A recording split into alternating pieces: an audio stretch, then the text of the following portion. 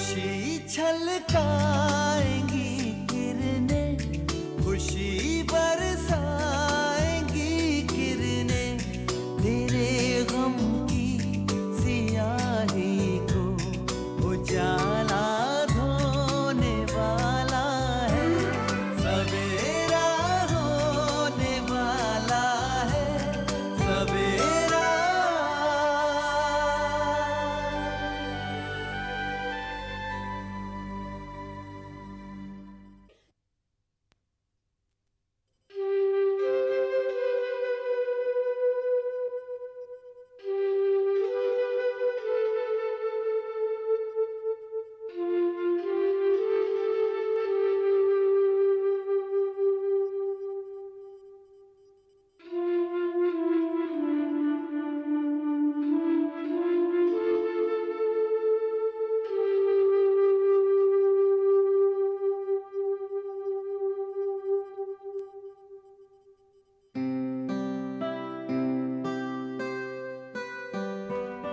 मैं कम इन सर? कम इन। सर आपका देर तक दफ्तर में रुकने का इरादा है? मुझे किसी पर्सनल काम के लिए बाहर जाना था। नहीं नहीं, मैं भी बस निकल ही रहा हूँ 5 मिनट में। जी सर।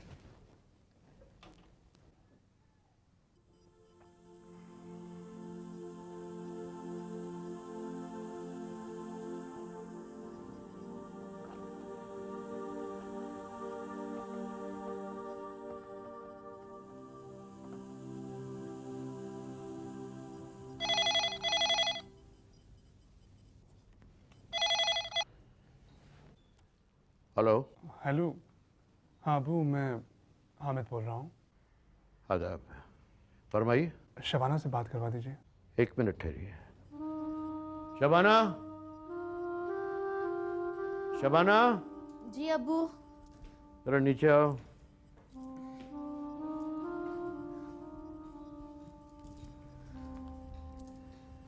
फोन है हामिद का। हेलो। हेलो। हाँ शबाना, मैं बस ऑफिस से निकल ही रहा हूँ। तुम्हें लेते हुए घर? नहीं, ज़रूरत नहीं है। यानी तुम घर नहीं आ रही? जा रही हूँ, मगर आपको मुझे लेने आने की कोई ज़रूरत नहीं है। शबाना, मैं 20-25 मिनट में पहुँच जाऊँगा। सहमत ना करें आप। तो तुम कैसे आ रही हो? टैक्सी से। अरे तुम्हें टैक्सी से जाने की क्या ज़रूरत है? जब मैं कह रहा हूँ मैं आ रहा हूँ तो। आप मेरे लिए परेशान ना हो। मैंने कह दिया ना, मैं टैक्सी पकड़कर चली जाऊँगी। मैं फ़ौरन निकल रही हूँ, आप खामोखा यहाँ ना आए। मैं आपका इंतज़ार नहीं करूँगी यहाँ पर। शबाना, कैसी जिद है तुम्हारी? अगर मैं तुम्हें लेने आ जाऊंगा तो कौन सी कयामत टूट पड़ेगी मुझ पर। देखो, तुम्हारा इस तरह टैक्सी में सफर करना ठीक नहीं है। फिक्र जताने के लिए शुक्रिया। शबाना, शबाना,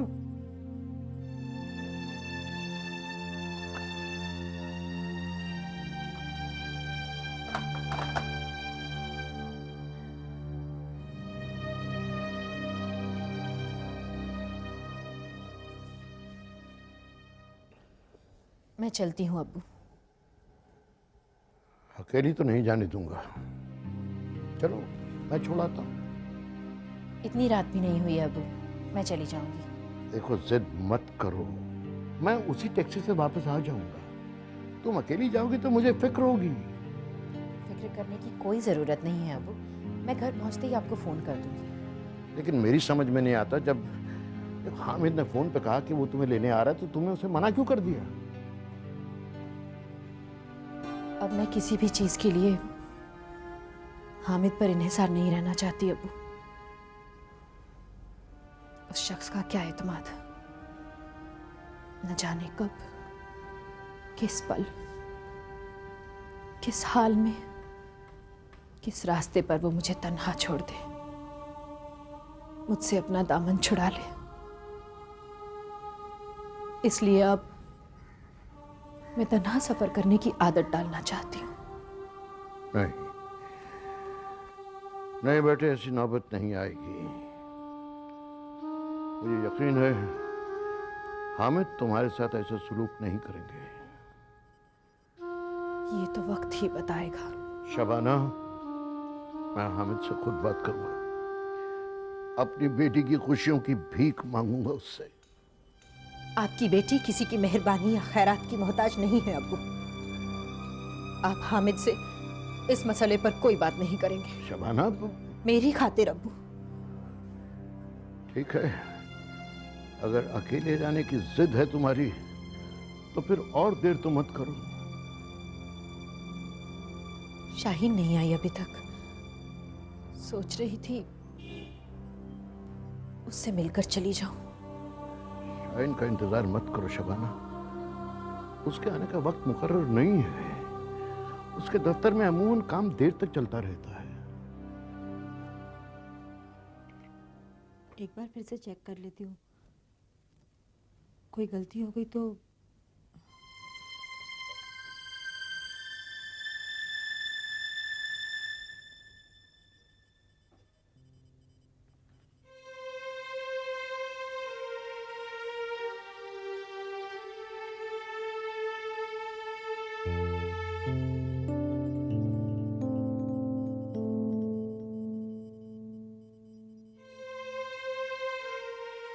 मुझे तो लगता है आपकी कोई पर्सनल लाइफ हो ही नहीं सकती, और ना ही आपके कोई आगे पीछे। सर, आप कभी भी किसी को नहीं समझ सकते।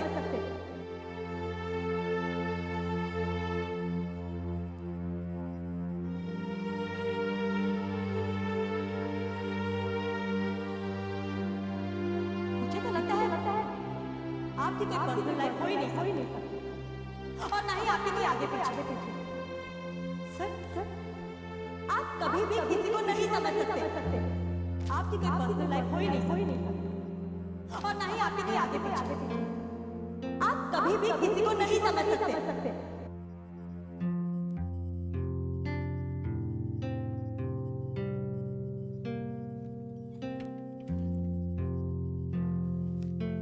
May I come in, sir? Yes. Come in.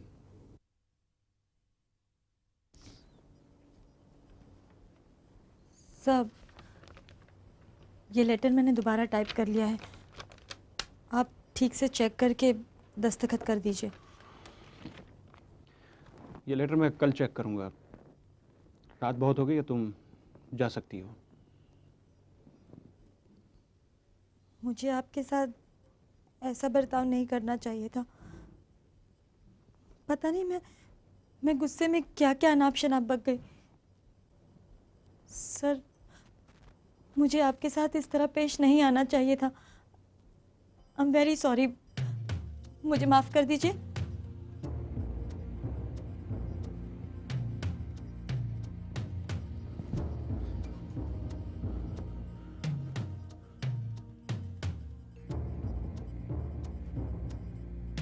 तुम जानती क्या हो मेरी पर्सनल लाइफ के बारे में?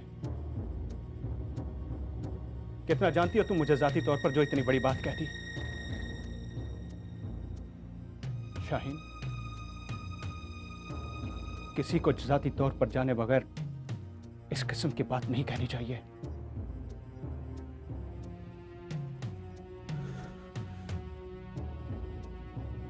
तुम्हें कोई हक नहीं है मेरी जाती जिंदगी पर कमेंट करने का। अंडरस्टैंड?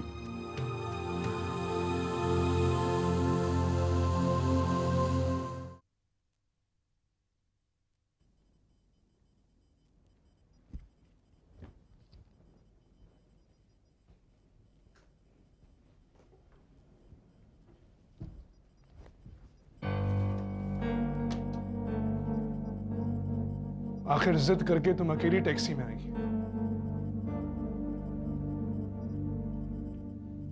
ये ठीक नहीं है शबाना। होने वाले बच्चे की हिफाजत के लिए तुम्हें बहुत एहतियात बरतने की जरूरत है। तुम समझने की कोशिश करो, ये बच्चा हमारे लिए बहुत कीमती है। हमारे लिए नहीं, सिर्फ मेरे लिए। ऐसा मत कहो शबाना। मेरे ना कहने से हकीकत बदल नहीं जाएगी हामिद। आपके पास इस बच्चे की उम्मीद के अलावा भी और बहुत कुछ है। शगुफ्ता, उसके शिक्म में पल रही आपकी औलाद। मगर मेरे लिए मेरी इस बेमकसद और बेकस जिंदगी का इकलौता सहारा है ये बच्चा। Relax Shabana, relax. तुम यहाँ बैठो, तुम यहाँ बैठो। ये जो मसला है, इस मसले को ठंडे दिमाग से, इत्मीनान से बात करके सुलझाने की जरूरत है। देखो, बात करने के लिए अब कुछ बाकी नहीं रहा।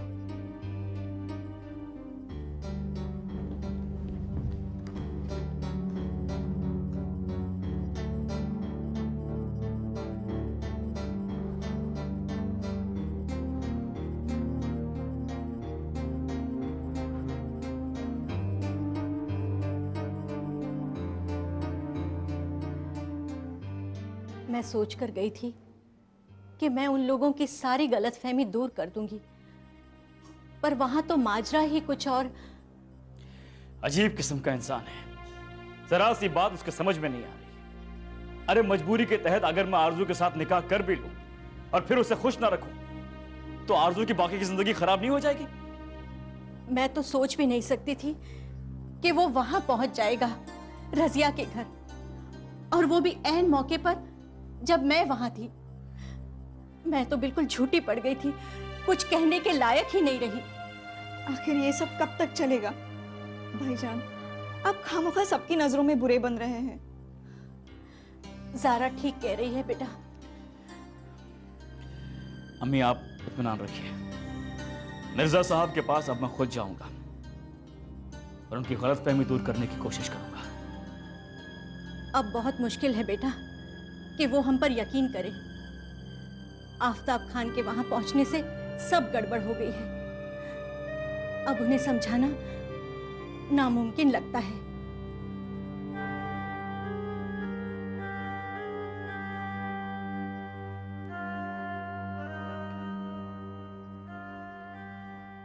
बेगम, हमें नहीं लगता कि सिद्दीकी खानदान में अपने बच्चों के रिश्ते करने में अब कोई अक्लमंदी है। ठीक फरमा रहे हैं आप। मेरा तो यकीन ही हट चुका है उन लोगों पर से। कभी ख्वाब में भी नहीं सोचा था हमने कि अकबर भाई ऐसी जलील हरकत कर सकते हैं। ये तो अच्छा हुआ कि वक्त पर हमें उसकी असलियत और फितरत का अंदाजा हो गया, वरना ऐसे आदमी का क्या भरोसा। शादी के बाद भी वो, खैर जाने दो।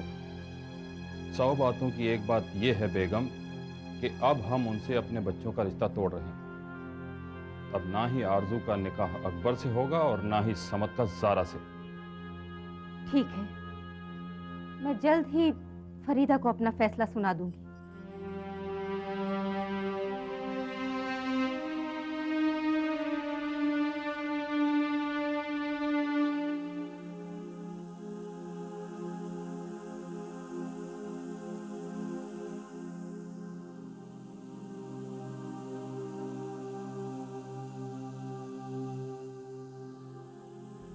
आपको शायद इल्म नहीं है, हाल ही में मैंने आपको बहुत बड़ी मुसीबत से बचाया है। कैसी मुसीबत?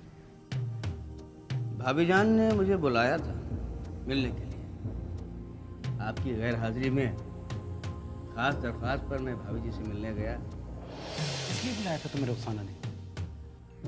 भाभी जान को मालूम हो गया है कि आपका कोई ऐसा राज है जो मैं जानता हूँ।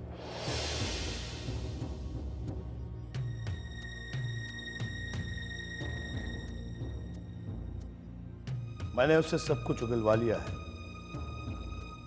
उसने मुझे आपकी जिंदगी का राज बता दिया है अफजल खान साहब। जी हाँ अफजल खान साहब, अब आपकी जिंदगी का राज मैं भी जान गया। इसका मतलब उसने आपको बता दिया कि वो मेरी नाजायज बीवी है।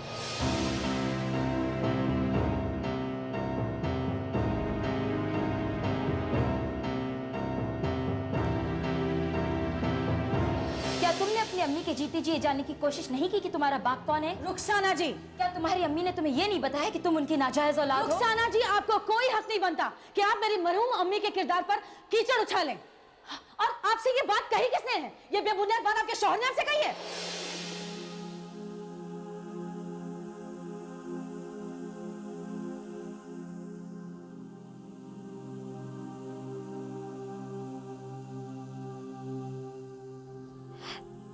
समझ में नहीं आता।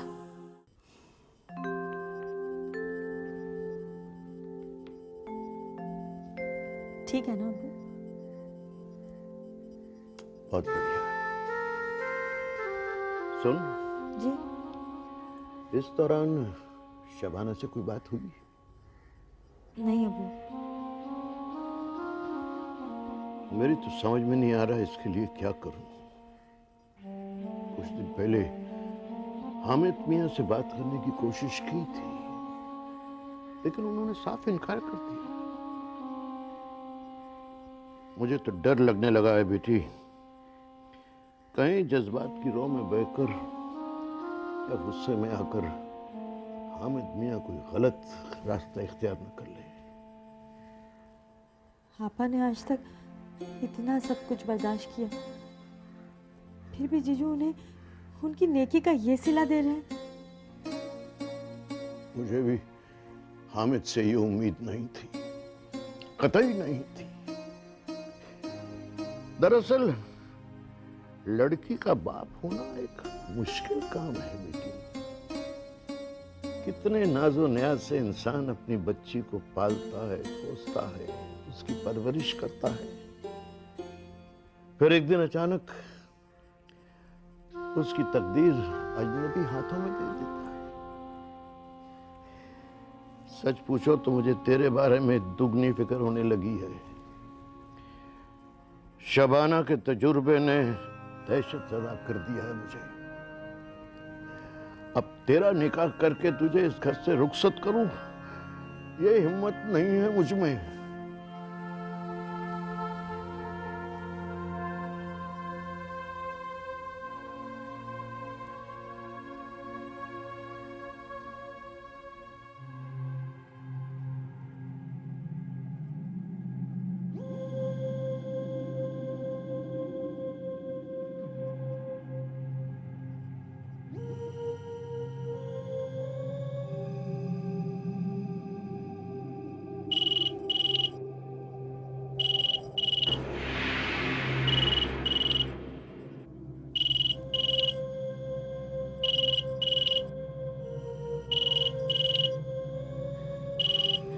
शगुफ्ता, शगुफ्ता, शगुफ्ता उठ, उठ।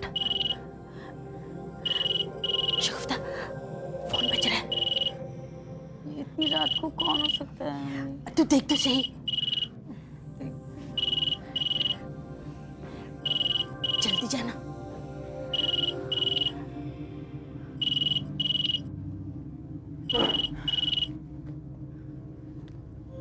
Hello, hello, hello. अरे फोन किया है तो फिर बोलने की जहमत तो करिए। हेलो। कौन था?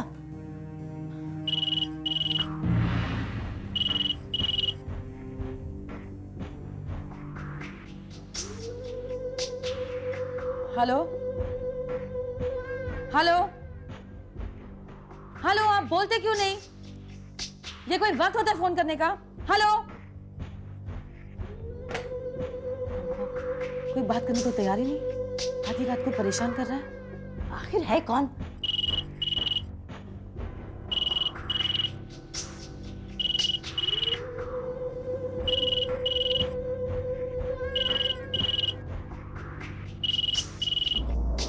Hello, hello. आप बोलते क्यों नहीं? हेलो।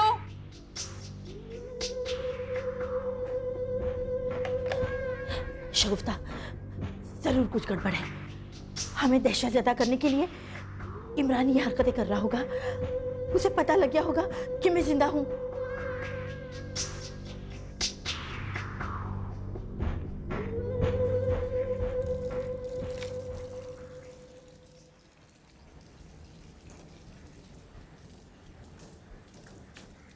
मैंने तो समझा था कि तुम शायद इस बार मायके में ही रुक जाओगी, वापस नहीं आओगी। बेफिक्र रहें, आपकी ये ख्वाहिश भी बहुत जल्दी पूरी हो जाएगी इंशाअल्लाह। अगर बाकी जिंदगी सुकून से जीना चाहती हो तो हामिद से तलाक का इरादा बदलना मत। वैसे हामिद अभी जहनी तौर पर तलाक के लिए तैयार नहीं है, मगर धीरे धीरे हो जाएगा। जी हाँ, क्यों नहीं, आप उन्हें तैयार कर ही लेंगी। आपकी काबिलियत पर मुझे जरा सा भी शक नहीं। शक करना भी मत। वैसे एक बात याद रखना, कुछ पौधों में कितना भी पानी डालो और कितनी भी खाद दो, उनमें फूल नहीं उगते। ठीक कहा आपने। कैक्टस के पौधों में कितना भी पानी डालो, कितनी भी खाद दो, उनमें फूल नहीं, सिर्फ कांटे ही उगते हैं।